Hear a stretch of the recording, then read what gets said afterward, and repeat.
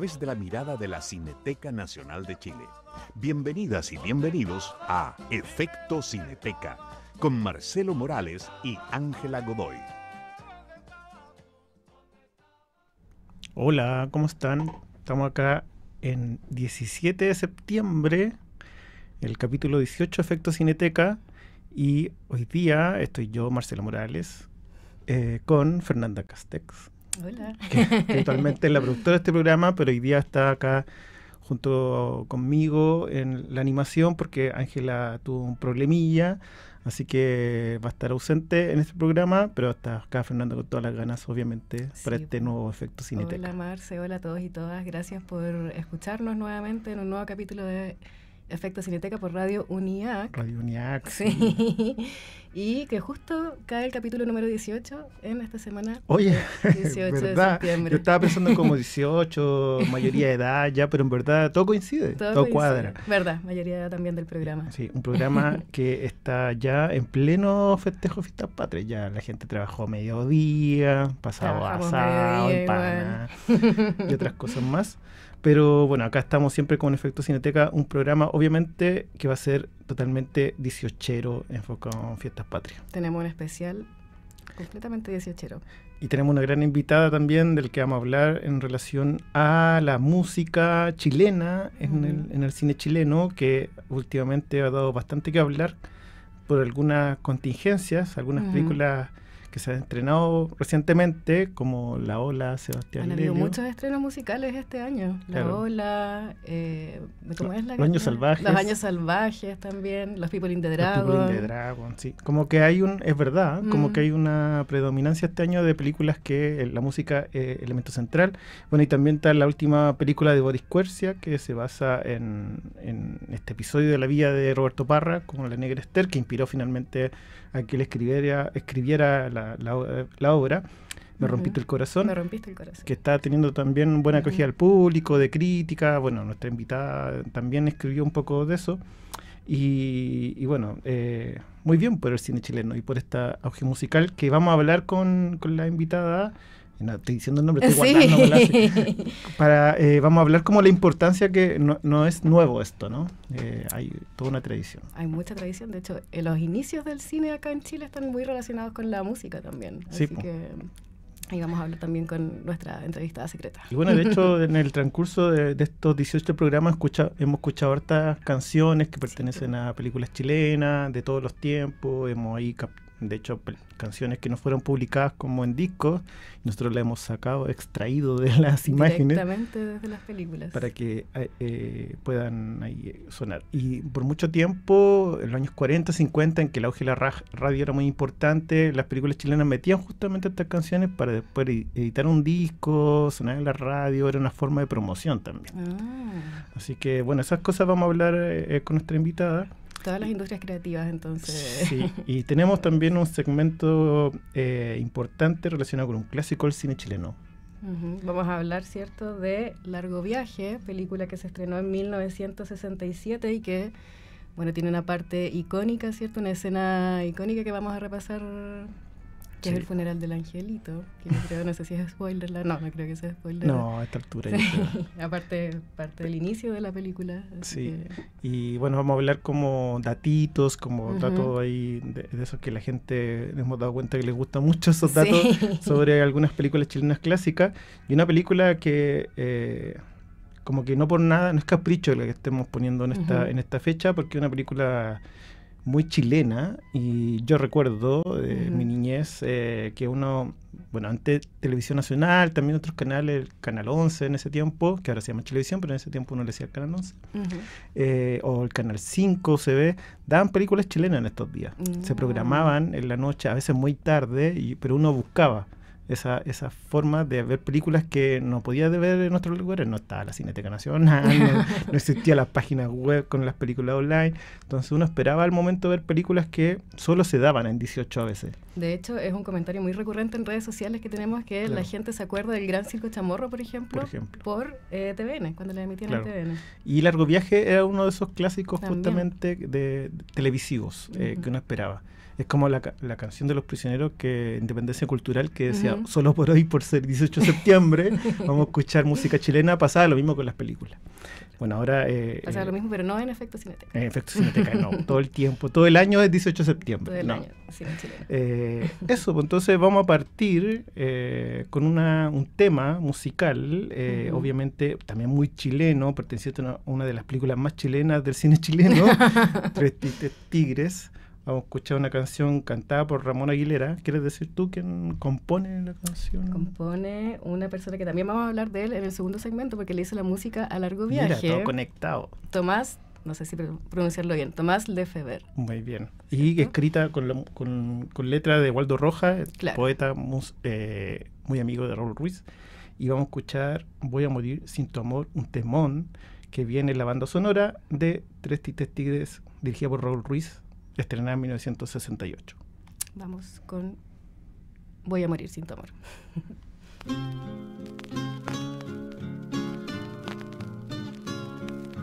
Dame otro instante de ti. Dime que aún estás junto a mí. Voy a morir sin tu amor. Dame otro instante de ti. Solo una imagen fugaz. Ven, aunque tengas que volver. Ven, porque tienes que saber que yo estoy con mis manos tendidas hacia ti en mi oscura soledad. Voy a morir sin tu amor. Voy a morir sin tu amor.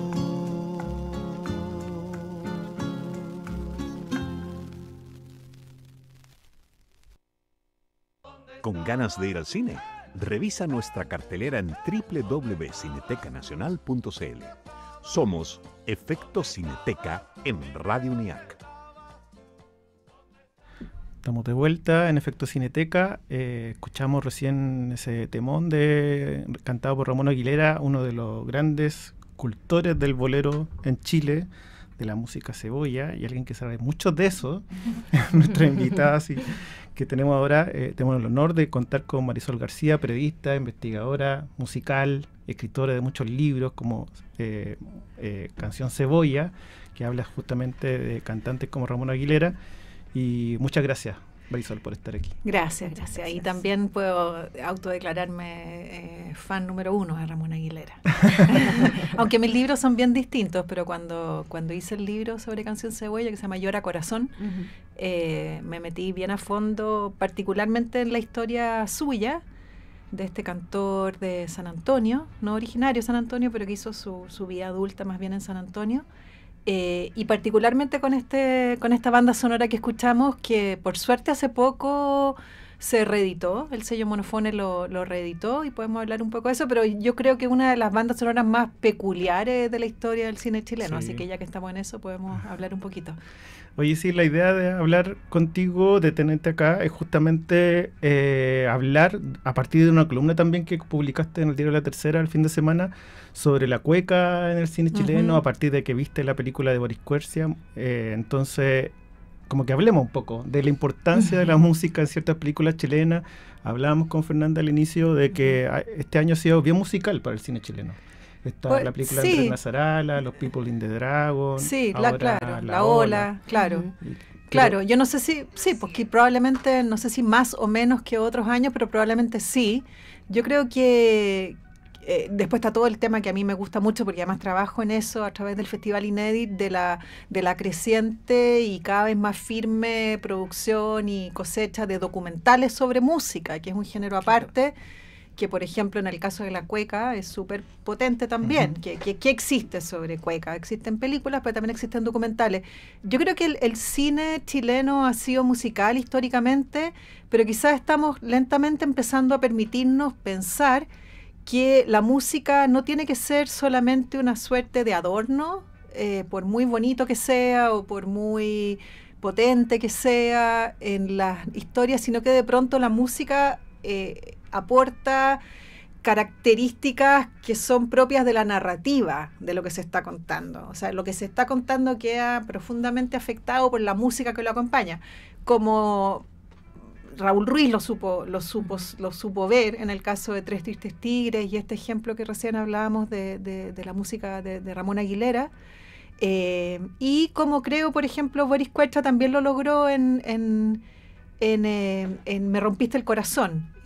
Digamos, entonces está como lo típico de poner canciones bonitas o canciones cool o canciones de moda en la banda sonora, que es una opción, y está lo otro, que es darle a la narrativa como una fuerza particular, tanto como se la pueden dar los paisajes, de pronto dársela a través de las canciones o a través de la música.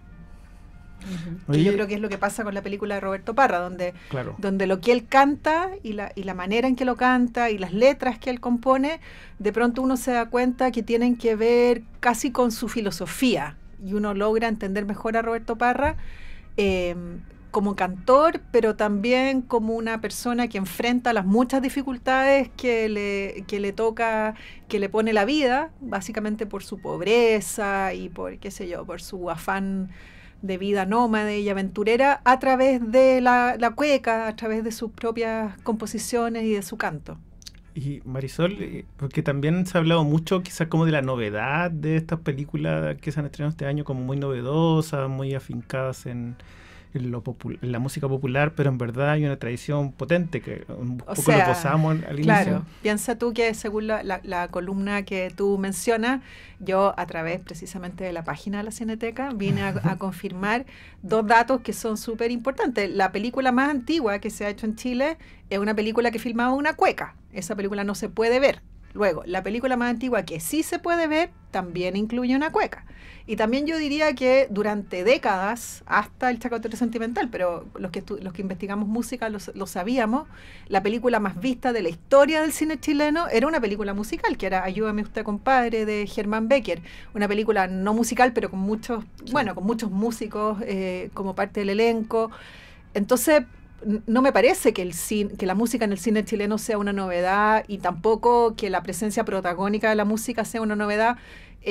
Yo creo que eso lo han sabido ver distintos cineastas. Hay películas que tienen escenas que son inolvidables precisamente por la música. Yo en la columna que mencionas hablo también de una película que a mí me gusta mucho, que es Largo Viaje, porque Largo Viaje consigue como darle dramatismo particular a una historia a través de un velorio, un angelito, como se dice en el campo, pero a ese velorio le mete cueca y le mete canto a lo poeta, y probablemente lo que quería hacer Patricio Caule en ese momento era aportarle un carácter a esa escena. Lo que pasa es que quizás lo que él no supo era que con el paso del tiempo iba a quedar como quizás un registro único, porque el velorio del angelito comenzó a desaparecer. Es muy difícil ahora encontrar registro de velorios de los angelitos, no hay, y luego tener a cantores a lo poeta con guitarrón, con todas las características en el cine, finalmente terminó siendo una cuestión histórica, no única, digamos, ahí quedó. Entonces, cuando uno quiere entender de qué va, puede buscar esa película, y esa película está en la web de la Cineteca. Además. Sí, de hecho vamos a hablar después de la película como en el segmento posterior. Tenemos como hartos datitos ahí que dar. Marce, antes hagamos un repaso del primer registro cinematográfico en Chile, que es la cueca en Cabancha, ¿cierto? Sí, Cabancha es un lugar del norte de Chile, una playa.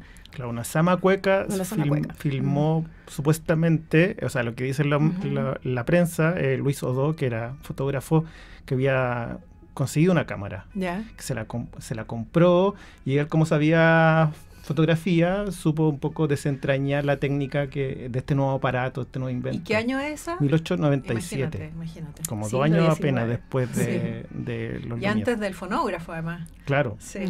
Bueno, lo que se dice, ya me estoy poniendo como Dale. dando clases. Lo que se dice es que Edison inventó el fonógrafo y después trató de inventar el cine para ilustrar ese fonógrafo. Ah, mira, porque eso claro, no lo sabía. no existía esa idea de escuchar algo sin verlo, porque la gente veía las cosas en vivo. Por eso es un poco el origen de por qué Él era un se inventó el businessman. cine. Claro. Pero es verdad, sí, es por eso que lo fue llevando adelante, sí. Y también hablábamos con Fernando también como de la idea de los años 40, 50, donde la radio tenía un papel central en los espectáculos en Chile, que también ahí hay un acompañamiento, hay figuras centrales, como cuéntanos un poco de esa relación entre cine, radio, cantante. Me haces pensar si acaso exista una película que registre como así como la época de oro de la radio. No se me ocurre, quizás a ustedes que saben más de cine chileno se les pueda ocurrir alguna película que vaya sobre los días de radio, así como la de Woody Allen. Pero lo que sí, yo diría que cualquiera que investiga música chilena no puede evitar, porque pasa a ser un fenómeno casi social, lo importante que fue en algún momento, yo creo que en las décadas de los 30, 40, 50, la figura de la gran música mexicana, que llegaba a través de radio, luego se asentaba en el cine, mucho antes de Elvis y de los Beatles, ¿eh? Era como un cine que llegaba, eran figuras del cine que llegaban, se masificaban a través, en un cruce entre cine y música, o si te gustaba lo escuchabas en la radio, luego lo iba a ver al cine, o al revés. Yo creo que eso se me ocurre ahí como un momento, como de una cruce súper importante y que es súper influyente para la cultura en Chile. Uno no puede, yo creo que la historia del espectáculo en Chile está súper dominada como por lo importante que en algún momento fue la recepción hacia figuras de la música mexicana, el fanatismo que despertaban ciertas figuras, Jorge Negrete, qué sé yo. Sí. Granito. Sí, sí. Que de hecho, tú sabes, o sea... Bueno, que lo recibieron así como 500.000 personas. No sé si tantas, eso pero dice. sí, bueno, pero sí, que fue como un episodio de Beatlemanía en Santiago, Temprano. antes de... ¿Eso sí. fue acá en Chile? Sí, acá en Sí, en Santiago, Santiago. cuando entiendo yo lo que he leído, cuando la estación Mapocho todavía recibía trenes, Sí. por ahí llegó y fue como el pandemonio, así. Yo me sé bien esa historia. Ah, sí, dale. Que el Negrete venía de Argentina, pero no se pasó por Santiago, sino que pasó directo a Viña y estuvo en un carrete así Ya. privado con su grupo, los Tres Calaveras que se llama, el Ya, grupo, sí. encerrado y carreteando mal, y de ahí se vino a Santiago donde En tenía tren. su show en tren, y por eso Ah. llega a la estación Mapocho, y de ahí se traslada en un auto descapotable hasta el Hotel Carrera, donde se queda. Claro, que queda relativamente cerca. Y claro, y toda la gente acompaña. Nosotros Sí. acabamos de encontrar en Cineteca un noticiero de eso. Genial. Y es increíble, la gente desmayándose como lo mismo. En el libro de Juan Pablo González y Claudio Roles, La historia social de la música popular chilena, aparece como el primer episodio que en torno a músico crea como una histeria de masas. Aparece así como identificado, tal cual tú lo comentas. Sí, Sí. heavy, porque esto fue como un recibimiento nomás, no Claro, es que haya sido un claro. concierto de... No, claro. Y eso se alimentó por radio y por cine, en partes iguales. Pero muestra también como lo multimedial, que quizás es algo como pareciera muy contemporáneo, pero eso de cruces de medios, de que se aprovechan, por ejemplo, de figuras musicales o radiales para ponerla en el cine, llevar gente... Es muy antiguo, ¿no? Como que eso se ve ahí. Claro, por ejemplo, también ese libro que acabo de mencionar de Juan Pablo González y Claudio Roles, uno va aprendiendo que también el siglo XX está dominado por una especie de superlape, ¿cómo se dice? Que las grandes figuras del espectáculo eran las del cine, hasta que ese lugar lentamente lo empiezan a ocupar los de la música. Pero ¿quiénes son los ídolos? Hasta cierta década los ídolos son los actores, las actrices, pero luego empiezan a ser las figuras que vienen de la música popular. Quizás Frank Sinatra es como el símbolo ahí del cruce entre uno y otro época. Y me quedé pensando, ¿habrá películas chilenas que hablen sobre el fenómeno de la radio? Voy a quedarme pensando si he visto alguna. Yo ahora mismo no recuerdo. Así como un día de radio de chileno. Claro. No Solo recuerdo que José Bor también componía sus propias... Sí, pues, verdad. Sí, pues. Su propia música también para las películas. Y fue un músico muy importante Sí, en pues. los años 20. Exacto, le hacía todo José Bor. Sí, Pues, hombre hacía películas, hacía multimedial. canciones. Y también fue hombre de televisión, animó programas Eso no lo sé. pionero en México de televisión. Volvió a México en los 50, hizo unos programas, invitaba a los grandes astros mexicanos y también inició la televisión en Venezuela. Qué personaje. No, increíble. Qué personaje, sí. Oye, Marisol, ¿y cómo el fondo de tu columna era que te gustó la película de Boris Quercia? Sí. Y justamente como a partir de cómo se retrata musicalmente su trayectoria o ese momento de su vida, pero ¿qué te capturó o qué ves como de ahí de germen de algo auténtico en la película? ¿Sabes Pensando que también en lo que estamos hablando de la me hizo música. pensar la película que pocas veces me ha pasado que uno ve un trabajo donde el cariño y el respeto es más importante que cualquier otra consideración técnica o intelectual, por decirlo así. Yo creo que me entregué a la película dándome cuenta que el cine chileno lo solemos analizar desde un punto de vista muy intelectual, como disectando, lo que sé yo. Pero acá lo que manda es, en el fondo, es entregarnos a un personaje y a un ambiente que son muy entrañables, que merecen como nuestra admiración y nuestro cariño por lo auténtico que fueron. Y eso incluye a Roberto Parra como cantor, como poeta, como ser humano, amigo de sus amigos, cariñoso, espontáneo, pero también a un mundo que yo algo conozco porque el reporteo de Canción Cebolla me llegó a acercarme un poco más, que es el mundo de la bohemia de San Antonio. San Antonio en algún momento su movida nocturna fue en algunos momentos más importante que la de Valparaíso, tanto en el canto popular, que era el que se daba en los prostíbulos y que esta película prioriza y es el que más refleja, que es donde finalmente se da el grueso de la historia, el cabaret Luces del Puerto, que ya no existe como tal, pero luego en bares como el Checo y otros bares donde también cantores como Ramón Aguilera se fueron fogueando. Entonces le tengo cariño a San Antonio, es un mundo durante un tiempo en el que me metí un poco más a fondo. Conozco bien el bar El Checo también, donde incluso hice un lanzamiento del libro, porque San Antonio es eso, es la Negra Ester. Y es también este canto bohemio, alcoholizado, sufrido, que caracteriza a lo que se llama la canción Cebolla, y contar eso sin pintoresquismo, sin como una mirada externa media paternalista, sino que con mucho cariño, con respeto, es algo que yo creo que no era fácil de hacer y la película lo logra hacer. Marisol, y bueno, recuerdo, voy a contar que tenemos un documental online en la Cineteca que se llama Prontuario Roberto Parra. Me encanta, a mí me encanta, Jimena me encanta. Arrieta. Yo así lo descubrí tarde, cuando lo descubrí dije, ¿y dónde hasta había estado? Porque en realidad es un documental donde él habla mucho. Sí. Entonces, es Muy como una entrevista a él, y así van armando el documental, pero mucho más larga de lo que nunca llegó a ver en YouTube o en otro momento. Entonces está bacán que lo tengan, porque yo creo que es como el registro que hay donde más o menos uno puede cachar cómo hablaba Roberto Parra, lo ingenioso que era para responder. Sí, bueno, lo comento pensando que todavía la película de Boris Quercia todavía no llega a nuestra sala, estamos ahí programando, pensando cuándo podemos tenerla, por mientras la gente tampoco que puede ir al cine, puede ver este documental para acercarse a la figura de Roberto Parra. Oye, Marisol, y acá una pregunta más personal. Como que, ¿qué canciones de cine chileno a ti tú crees que como que te han marcado o sientes que son importantes? La banda sonora de Tres Tigres me encanta y o sea, me gustan todas las canciones que están en esa banda sonora.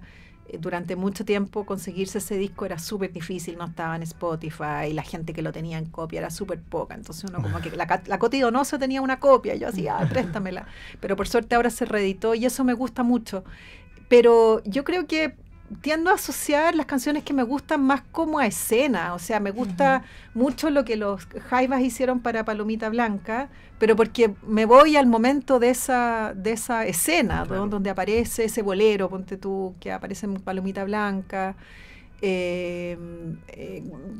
escenas particulares. Fíjate que hay una película que de la película me acuerdo poco, pero el final con una canción chilena me pareció un gran giro, y me acuerdo que es una película de Alberto Fuguet, que es una película sobre la música country. Música campesina. Música campesina, y él va, si no me equivoco, la filma en Nashville, ¿no? Sí, po. Ya, la filma en Nashville. Y la historia no me agarró mayormente, no sé, como te digo, no lo recuerdo bien, pero la manera en que él tiene de cerrar la película con este chileno que está como probando suerte en el competitivo mundo de la música en vivo en los bares de Nashville, la encontré tan ingeniosa, y es que él cierra con la canción Campo Lindo. De Francisco Flores del Campo, si no me equivoco. Sí. Entonces, lo que tiene es que, wow, es como estáis hablando todo el rato de lo gringo. ¿Y qué canción más country que esa? Te vas a buscar una canción country chilena, y me pareció como un giro súper ingenioso, y me encantó que así fuera, así como dejar atisbos de lo que podría calificar de country. Qué bien. Sí. Oye, Marisol, muchas gracias. Eso es todo. Sí, bueno. Se hizo corto. Sí. Bueno. Oye, y vamos a seguir con una canción de una de las canciones de uno de los estrenos musicales, sí. Y vamos a ir con Soy un volcán, de Sebastián Orellana, pero que en la película la canta Ricky Palas, Ricky Palas, sí. El personaje Ricky Palas. Es que me gustó mucho esta banda sonora. Sí, me gustó porque el disco entero es bueno. El disco entero está hecho solo por Sebastián Orellana. También eso no es frecuente. Cuando le encargan toda la banda sonora a un músico que haga canciones, o sea, como que deje un soundtrack hecho y derecho, como los Bee Gees lo hicieron en su momento o algo así. No, en realidad los Bee Gees están combinados, pero están bueno. Combinados, sí. Entonces como que tiene una identidad, y como la película intenta transmitir como esta cosa como de la música un tanto malditista o perdedora o así como de bar también porteño, el cruce con la cantautoría, con algo medio rockero, bueno, que le quedó muy bien, y me pareció súper efectiva esa banda sonora. Mira, algo que también un hilito que quería decir, que a fin de mes se estrena Yo no canto por cantar, que estuve en EDIR, el festival en el cual tú trabajas, que también es un bonito ganó documental. Ganó el año pasado el festival como mejor documental chileno.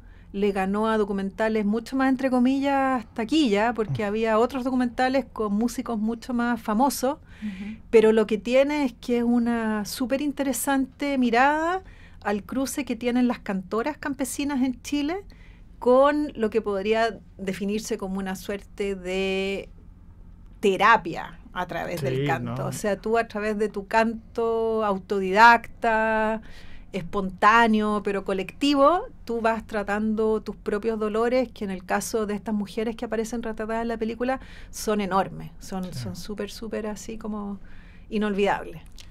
Recomendada entonces. Sí. Y vamos con Soy un volcán de Sebastián Orellana. Gracias, Marisol. ¿De qué? Gracias, Chao.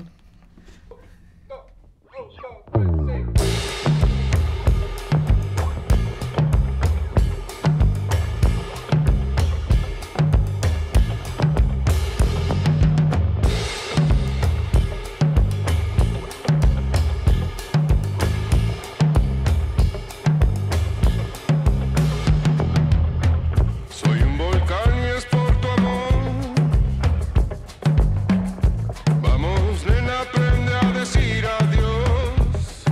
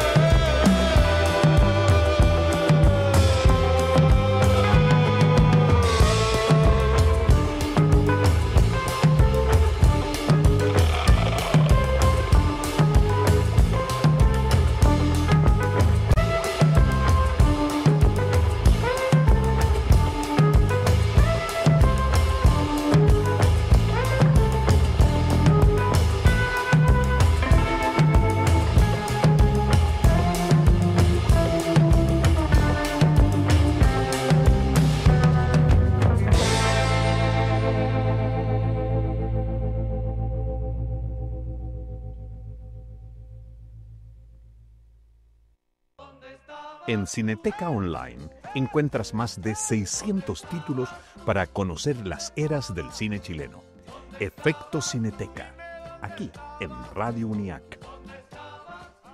¿Sabías que Eugenio Retes fue uno de los grandes comediantes del cine chileno? Actor y autor, creó personajes entrañables que llevaron la picardía del roto chileno a la pantalla grande. Entre sus películas más recordadas están El Gran Circo Chamorro, donde da vida al multifacético dueño del circo, y Uno que ha sido marino, ambas escritas por él y dirigidas por José Bor. También aparece en El burócrata González, una sátira al Chile de su tiempo, y en Sonrisas de Chile, su último trabajo en cine.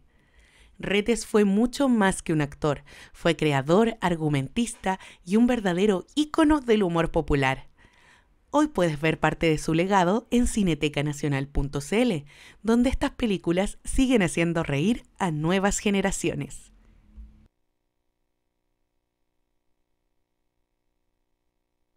¿Con ganas de ir al cine?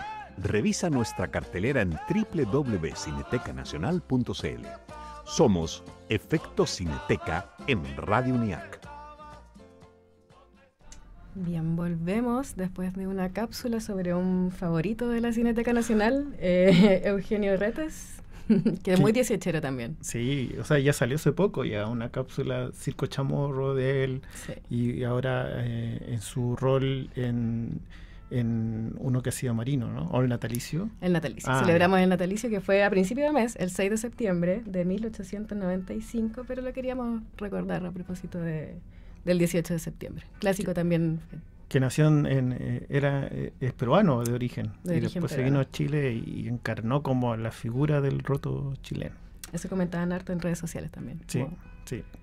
Se hizo muy chileno. Ujú. Y también hizo el personaje Verdejo. Verdejo, Ujú. claro, que era como el símbolo del roto chileno, Ujú. inicio del siglo XX, a través de ilustraciones, historia. Coque, que era de cine Ujú. también, lo dibujaba mucho, el revista Topaz, era como un símbolo de lo popular. Claro. Y también hizo dupla, ¿cierto? Con también otro favorito también de la Cineteca, José Bor. Claro, que él escribía los argumentos y Ujú. Bor dirigía. Y claro, todas las gracias finalmente estaban centradas en sus personajes que eran los protagónicos. Y que después, ¿sabes tú que intentaron hacer una segunda parte del Circo Chamorro? ¿Qué?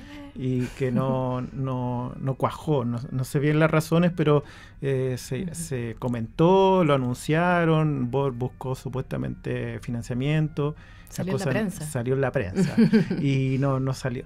Pero después cuando hace Sonrisas de Chile, que es esta película que Bor estrenó en el 70, la Ujú. película parte con él llegando en un avión, Bor llegando en un avión, Me acuerdo. como diciendo que viene explorando el humor de todo el mundo, y el que lo va a recibir que viene en barco, Ujú. lo va a recibir al puerto Valparaíso es Eugenio Retes, que está encarnando a Chamorro. No está encarnando a Eugenio Retes, está encarnando a Chamorro. De hecho le dice Chamorro y se encuentran. Es como que ahí hay como una extensión, ¿no? Como el personaje se hizo tan famoso por su personaje de Chamorro, de Euríspides Chamorro, que después le seguían diciendo Chamorro, quedó ahí como bien pegado al personaje. Quiero decir un dato trivia sobre, ver. sobre la Cineteca y y Sonrisas de Chile. El spot que ponemos al inicio de las funciones de la Sí. Cineteca parte con esa escena de Que, José Bor, que es ¿cierto? muy notable que el diciendo Ujú. luz, cámara, acción. Bueno, sí, está Ujú. presente Bor todos los días en nuestra sala. Claro, Hay así que que decirlo. los que vayan a la sala pueden ver esa escena. Y también pueden verla en Cineteca Online, que está la película completa. Oye, Fernando, ¿y ahora a qué le vamos a hincar el diente? Ahora vamos con un especial intensivo, ¿cierto? Como decíamos al inicio, de Largo Viaje. Esta película de Patricio Caulen que se estrenó el 7 de agosto de 1967. Sí, que ya tiene 50 Bueno, pregunta. No sé. 58 años. 58. Vamos para los 60 años. Yo estaba en Cineteca cuando festejamos los 50 años de la película. Hoy, ¿cómo pasa el tiempo? ¿Cómo pasa el tiempo? Sí, fue una película muy icónica de Patricio Caulen que se centra en la historia de un niño que Personificado por su hijo. personificado por Enrique Caulen, que vive en una parte pobre del centro de Santiago, y que su madre está esperando un bebé y que muere en el parto por las condiciones bastante precarias en que nace. El niño no sobrevive mucho tiempo, o sea, minutos.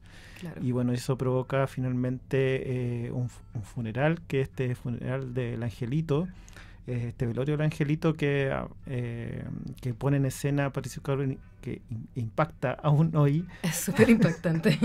Pone en escena este niño vestido de Angelito, de pie, mientras gente le canta cueca y canto a lo divino, para que el niño finalmente se vaya como angelito al cielo. Esa era como la creencia.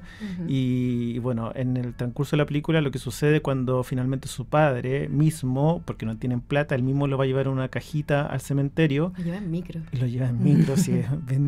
Y se le cae las alitas. Entonces el niño, cree que sin la alita el niño no va a poder subir al cielo. Entonces la agarra y va a perseguir al papá, y en ese que no sabe muy bien para dónde, porque es un niño, claro. Y bueno, empieza a recorrer toda la ciudad buscándolo hasta que finalmente llega al cementerio. Estoy contando todo, pero finalmente lo importante, el largo viaje. El largo viaje, sí, todo lo que la película encierra, sí, lo que muestra, ¿no? Una película muy notable en ese sentido, de que muestra el Santiago de la época, las diferencias sociales que habían.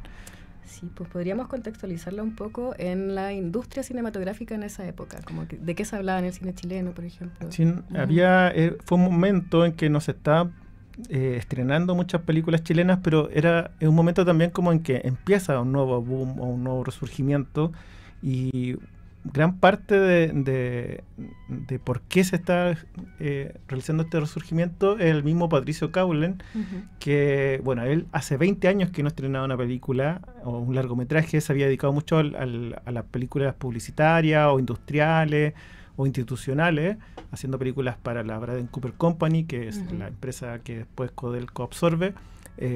Muchas películas de minería, para algunos planes sociales, y él el año 64 es nombrado por el presidente Eduardo Frei Montalva como presidente de Chile Films, y empieza todo un proceso de reactivación de esta empresa que era estatal en ese momento, a producir películas, noticieros. Entonces ahí empieza a haber como una reactivación en producción, al menos de esos formatos, pero también él empieza a empujar por generar una ley que posibilite que la película no sea tan costosa o difícil de producir. Que es una ley que finalmente no sale, pero sí salen unas modificaciones presupuestarias que posibilitan de que no sea tan, o sea, que tú comprar equipamiento en el extranjero o importar película virgen no sea liberada de impuestos. Eso finalmente lo logra Hernán Correa, que es otro cineasta, pero Caulin es un poco el que inicia ese proceso como presidente de Chile Films. Y en ese momento él tenía esta idea de hacer esta película Largo Viaje, que venía cuajando de varios años, y justamente lo que le hizo pensar en una película así fue que él vivía en Pedro de Valdivia Norte. Y en ese tiempo, bueno, era la mitad de casas construidas así como elegantes, edificios, que todavía están en esas casas, y el otro lado era puros campamentos, gente pobre que vivía ahí. Entonces era muy raro, está la diferencia muy marcada entre gente como más acomodada y gente pobre, pobrísima, que es un poco lo que muestra la película, ¿no? Que la película a veces se ve una familia de más recursos que ve por la ventana cómo vive gente pobre en el centro de Santiago. Bueno, lo mismo veía Patricio Caulin, y él un día vio cómo los vecinos del frente estaban velando a un niño bajo el territo del velorio del Angelito, y él quedó muy impactado de eso. Y él como que sintió que tenía que hacer algo, una historia, contarla a partir de eso que él presenció. Y bueno, finalmente lo puso en escena, una escena icónica, donde aparece además, ahí están presentes cantores populares chilenos reales, auténticos. Patrimonio. Si tengo los nombres acá: Manuel Saavedra, Joaquín Cantillana, Arturo Vera y Octavio Miranda, que son verdaderas leyendas del cantor de la canción popular chilena, del canto a lo divino y a lo humano. ellos aparecen ahí en la película cantando, ¿no? Qué increíble, o sea, se preparó 100% Patricio Cowlen para hacer esta escena. Sí, y bueno, igual se le criticaba en ese tiempo, ahora como que ya parece un poco ridículo decirlo, pero habían cineastas jóvenes en ese momento del nuevo cine chileno que un poco miraban a huevo Largo Viaje porque decían que esa escena no había sido filmada en un lugar real, sino que había sido construida en un set en Chile Films. Entonces, pero está muy bien hecha la escena, no se nota nada. Pasa muy piola, sí. Y bueno, el bebé estaba hecho de goma, vestido, pero también está muy bien construido todo. Está muy bien hecho todo. Bueno, y el resto de la película sí está filmada en escenarios reales, en el centro de Santiago. Hay algunos lugares muy reconocibles. Hay, de hecho, aparece que la gente a veces se da cuenta, pero hay una escena en que él está como un poco perdido y es en Agustinas, casi esquina el Paseo Humada, donde se ve de fondo el dominó. No te creo, sí, no me fijé. Y se ve de hecho como el logo del dominó y a él le pasan como un completo, un pan con vienesa. Mira, mucha tradición. Sí, un placement ahí que aparece, pero nadie lo dice. Y también otra escena muy reconocible, obviamente, el sector de Estación Mapocho. Eso me acuerdo, sí. Del río Mapocho. Que aparecen unos niños que viven ahí, que una escena que un poco ya había representado Patricio Cowlen en un corto anterior. Que se llama un hogar en la tierra, algo así, que habla sobre los planes de vivienda del gobierno de Alessandri, y es muy parecida a una escena a Largo Viaje. Parecen los niños como conviviendo en la orilla del río, armando fogatas, comiendo, que es muy parecida después a lo que vuelve a representar el Largo Viaje en una escena también muy icónica. Oye, Marce, y también un lugar como icónico de Largo Viaje es la casa donde vive el niño, que es un conventillo. Un conventillo, que era de esas formas populares, bien de gente con muy bajos recursos, pobres, que estaban en el centro de Santiago, que era como un lugar de hacinamiento, por así decirlo. Vivía mucha gente en esos lugares, y ahora son patrimonio algunos conventillos del centro de Santiago. Tengo el recuerdo, no sé si está bien, tú me puedes corregir, que es el Parque Almagro, ¿no? Como esa zona sí, que está... es como esa zona. Bacán. Hace poco había una idea que no sé, alguien podría repetirla, pero de hecho cuando se cumplieron 50 años, creo, de la película, o por ahí, nosotros en Cineteca organizamos una exhibición de la película que venía junto a un recorrido patrimonial de estos recorridos en bicicleta. Entonces la gente recorría los lugares de la película en la bicicleta y después llegaba a ver la película en nuestra sala. Fue bien bonito. Podríamos repetir esa instancia. Sí, que entrete. También multimedia. Y bueno, hay otro lugar que hoy está relacionado con cine, que aparece en Largo Viaje, que es la escena en que él se topa con un grupo de evangélicos, gente que está sermoneando en la calle.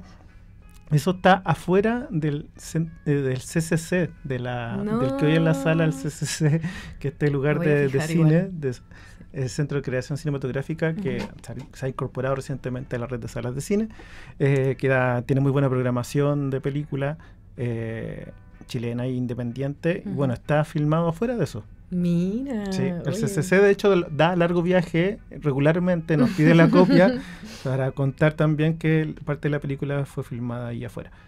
Qué heavy. Oye, y hablemos entonces de la escena icónica del funeral del angelito. Que es una escena, que está muy bien filmada para mí, está hecha en estudio, como te digo, pero mucha gente de la que está participando de esa escena es gente auténtica que Cowlen reclutó para la película, incluyendo a los cantores que te cuento, que cantan cueca, y bueno, y tiene toda esta estampa de los velorios de esa época que eran que pasaban toda la noche la gente ahí bailando, tomando, como ahogando las penas entre la música y el alcohol y la comida también que circulaba, y por una forma como de purgar las penas. Claro. Y la música también, o sea, el cantar a lo divino, el cantar a este niño que se ha muerto, pobrecito la guaguita que del catre se cayó, cantan en la película.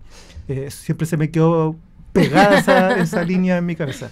Era muy impotente. Pero bueno, da cuenta como también de que la música, el canto, estaba aparejado a lo religioso también. Entonces el canto ayudaba al niño a convertirse en angelito y y a devolverle su autenticidad, su ingenuidad para volverse un ángel. Claro, sí, me acuerdo que esa escena parte como, claro, con el llanto, ¿cierto? Las señoras con estos velos negros y ya después como un bailoteo. Sí, no, tenía muy buen ojo Cowlen en el casting, como de elegir a gente.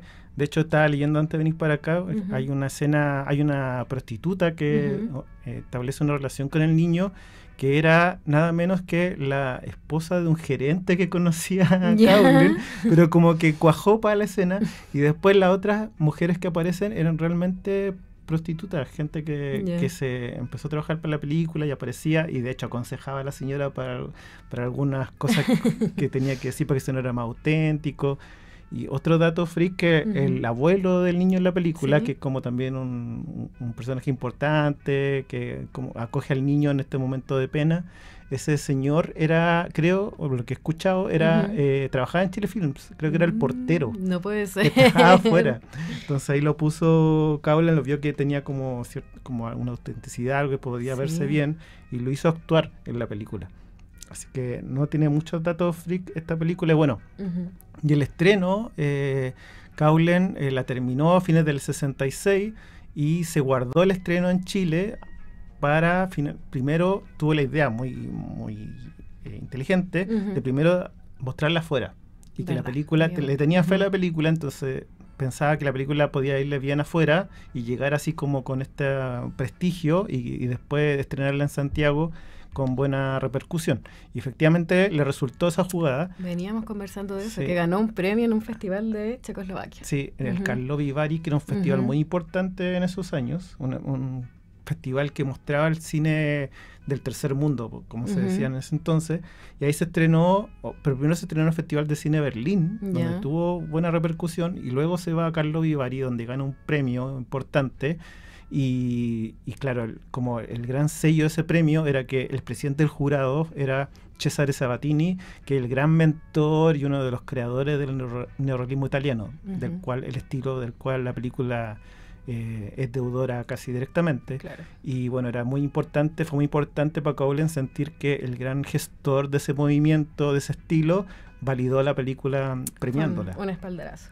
Y bueno, la película se estrenó en Santiago en 8 salas, creo, que era un muy buen número para una película chilena. Llegué al dato de que fueron 11 salas. 11, mira, más. Bueno, un número impensado en ese tiempo, e incluso para hoy, en muchas salas para una película chilena, y tuvo muy buena repercusión. O sea, yo leí que había mucha gente que iba a ver la película. Y bueno, se convirtió en un clásico. ¿Y cómo le fue la crítica?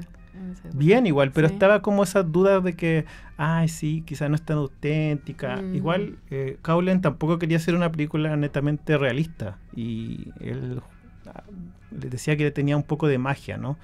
Y que estaba principalmente centrada en esta idea del niño de que la Alita finalmente era la que le iba a dar... la posibilidad a su hermanito de que se iba a ir al cielo. Y bueno, tiene toda esa impronta un poco, claro, como media fantástica, que la hace más hermosa, yo creo, más atemporal también. Aparte es tierna la frase que dice el niño, como que le pregunta a todo el mundo, ¿cuál es el camino al cielo? Va preguntando a los personajes. Y lo que decíamos al principio, una película que después con el tiempo se hizo muy presente en estas fechas, en televisión, y la gente siempre... la recuerda mucho de haberla visto ahí, de haberse impactado obviamente con la escena del angelito, que es impensado. Yo a veces hago clase o muestro esta escena en alguna instancia en que me toca hablar y la gente se impacta totalmente, así como que estoy viendo. Pero está ese valor patrimonial de que también hablamos con Marisol, que filma algo que nunca había sido filmado, aunque no es real el bebé que estamos viendo, no es real la ceremonia misma, pero la significa tan bien que queda como plasmada en el cine, algo que difícilmente, o sea, no existe otro registro, creo yo, no existe un registro real de un... Claro, pues. Y bueno, muestra también como también la transición o el fin, los estertores de estas costumbres, que ahora ya es imposible ver un funeral del angelito, pero también costumbres rurales que todavía se dan en Santiago. Bueno, que el mismo Cowlen, eso fue lo que le impactó a él y que le quiso hacer la película posteriormente.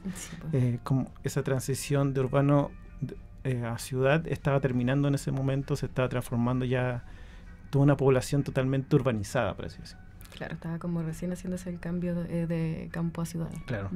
Bueno, eso es lo que podemos contar por ahora de Largo Viaje. Se pueden decir muchas cosas, pero tenemos que ir a corte. Sí, y si quieren verla, está en cinetecanacional.cl. Sí, especial para el 18. Especial, sí, muy especial. Y la gente que la vio en su momento en una fecha así puede recordar nostálgicamente cómo y contarle la a sus familias también.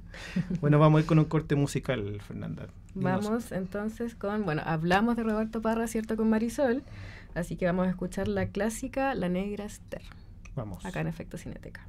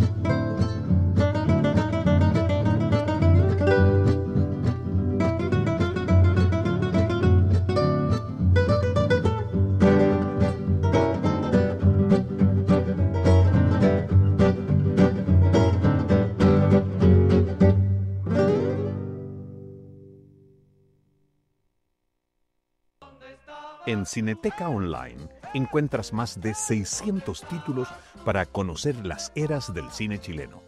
Efecto Cineteca, aquí en Radio UNIAC. Estamos de vuelta en Efecto Cineteca en Radio UNIAC, ya para este último bloque donde finalmente contamos cosas que estamos exhibiendo en nuestra sala, pero que esta semana no está funcionando porque fiestas patrias, Sí, todo el nos mundo. tomamos una semanita. Sí, la gente no está mucho para ir al cine, está para disfrutar, salir al aire libre, juntarse con familia. Claro. Así que no hacemos el esfuerzo. Pero les dejamos, acá Fernanda tiene como un grupo de recomendaciones online para que finalmente rememore esas noches viendo cine chileno en televisión abierta. Bueno, de partida está todo el catálogo de la Cineteca Online, que son demasiadas, como más de 700 títulos que tenemos para ver, pero si quieren ver algo como especial de Fiestas Patrias, tenemos varios especiales. Por ejemplo, Cine Chileno en Fiestas Patrias, podemos encontrar 15 películas relacionadas a las fiestas, por ejemplo, El Paseo a Playa Ancha, que comentábamos, ¿cierto?, que es el registro más antiguo del que se tiene registro. Está el registro que yo creo que más risas causa siempre cuando lo vemos en sala, que es los festejos en el Parque Cauciño durante en los festejos del Centenario de la República en 1910, que hay un personaje ahí muy ¿Por gracioso. qué es tan chistoso? Sí, véanlo. Hay que verlo, sí. Sorpréndanse. Y también está, por ejemplo, películas clásicas como El Hechizo del Trigal, Romance de Medio Siglo, Río Abajo, ¿cierto? Canta y no llores corazón, que es como otra película silente, ¿cierto? Sí. Y también tenemos el especial La Cueca en el cine chileno, que específicamente sobre las manifestaciones de este baile en el cine nacional. Sí, que fue ese el especial que Marisol dice que le inspiró para la columna, en su columna que publicó en el diario La Tercera. Claro, y aquí está, por ejemplo, un registro de El Mineral El Teniente, que sale también un pie de cueca. Sí, al final, que es muy bien bailado además. Lo que vimos también en la jornada sobre cine. Claro, porque habla como, ¿cierto?, de la vida en el Mineral del Teniente y también que incluye este baile. También están las películas familiares, por ejemplo, que no sé si hemos hablado aquí en el programa de qué son las películas familiares. Podríamos tener un programa más enfocado en eso. Claro, que son como registros antiguos, ¿cierto?, del siglo XX. Sí, digamos. Siglo XX. Y de hecho sacamos un libro de eso hace poco en Cineteca, hablando de la colección que tenemos resguardada. Claro. Esta película familiar es Familia Rivera. También están los clásicos de José Bor, que ya hemos comentado, Largo Viaje. Tontopillo, que otra película que daba en TVN antiguamente. Claro, Llevan los Ojos Negros también. Sí, muchas películas con cuecas y documentales también bien importantes. Sí. Y lo otro, religiosidad popular. Me tomé, Está bueno. La libertad de escoger también este especial de religiosidad popular, ¿cierto? Que también es muy clásico de Chile, como las distintas expresiones. Por ejemplo, Andacollo, el baile de los chinos, el niño de Dios de Sotaquí y la tradición de los bailes chinos de la Virgen de la Candelaria, también clásico chileno. Bueno, muchas cosas que pueden ver en nuestra Cineteca Online, cinetecanacional.cl. Pueden seguirnos también en nuestras redes sociales, donde vamos a estar tirando varias capsulitas con estas películas patrimoniales chilenas en estas fechas tan importantes, tan de festejo y descanso también, y también de valoración de los chilenos. Sí, así que eso, pásenlo bien. Cuídense. Sí, con mucha responsabilidad, por favor. Bueno, ya estamos acá en Radio UNIAC y los vemos la otra semana. Nos vemos la otra semana. Y un saludo a la Ángela que no pudo estar hoy día. Sí, ánimo Ángela. Sí. Estaremos de vuelta ya. Estaremos de vuelta. Muchas Saludos. Gracias a todos. Chau, chau. Esto fue Efecto Cineteca. Nos encontramos el próximo miércoles aquí, donde el cine se escucha. Puedes revivir este capítulo en YouTube, Spotify y radiouniac.cl.